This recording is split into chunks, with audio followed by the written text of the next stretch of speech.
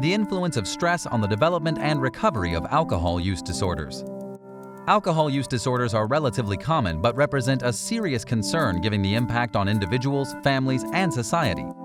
Dr. Sara Blaine from Auburn University investigates how a person's genetic background interacts with their experiences of stress to influence drinking behavior and change brain function.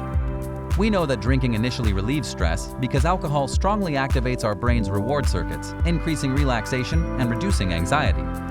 For those with greater genetic risk, high stress levels, or a history of trauma, alcohol can produce a heightened relaxation and anti-anxiety response. But unfortunately, a vicious cycle develops, and repeatedly drinking to relieve stress leads to more stress. Recently, Dr. Blaine reported that the genetic risk factors that shape an individual's response to alcohol also influence their stress response. During stressful situations, the hypothalamic pituitary adrenal (HPA) axis regulates the body's response, stimulating the release of cortisol to initiate and maintain our fight or flight response.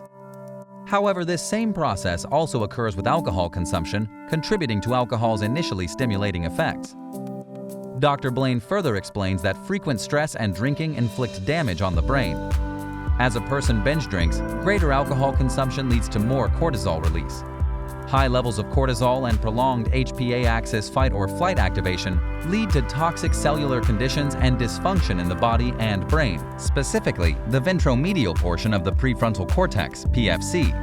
The PFC is important for 1. Switching off the body's cortisol response when it's no longer required, and 2. For decision-making and long-term goal-oriented behavior.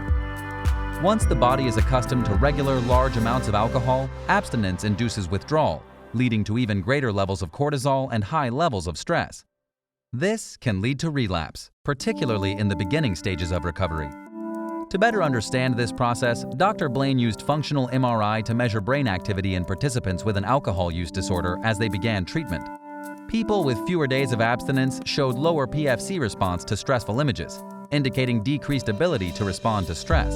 Those with an alcohol use disorder reported greater craving after being exposed to stressful images, especially if they had been abstinent for fewer days. However, for each additional day of abstinence during treatment, the risk of relapse in the first 2 weeks decreased by 14%. Dr. Blaine's research, therefore, suggests that recovery occurs 1 day at a time, and each day remaining abstinent in the early days of treatment for an alcohol use disorder will positively contribute to a successful recovery with a diminished risk of relapse.